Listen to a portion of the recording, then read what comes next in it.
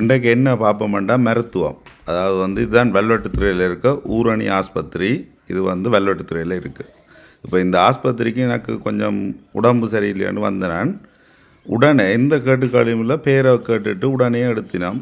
அப்படித்தான் இங்கே சர்வீஸ் இருக்குது. இப்போ நாங்கள் நினைக்கிறோம் வெளிநாட்டில் நல்ல மருத்துவம், வெளிநாட்டில் எல்லாம் இருக்குது, எல்லாம் செய்வினோம்னு நினைக்கிறோம். ஆனால் வெளிநாட்டில் வெயிட்டிங் டைம் இன்றைக்கு போனால் நாளைக்கு விடியத்தான் உள்ளுக்கு எடுப்பினோம்.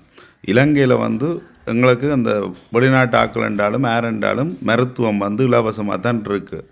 இலங்கை நாங்கள் வெளிநாட்டுக்கு போனோம்னா இலங்கையில் இருக்கிற மாதிரி அங்கால இல்லை. ஏன்னா வெளிநாட்டில் வெளிநாட்டுக்காரருக்கு காசு கூட, நார்மலாக இருக்கிற ஆக்களை விட வெளிநாட்டுக்காரருக்கு காசு கூட தான் நாங்கள் சார்ஜ் பண்ணினோம்.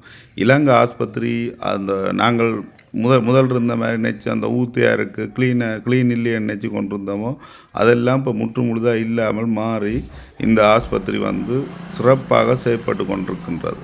இது பொது அரசு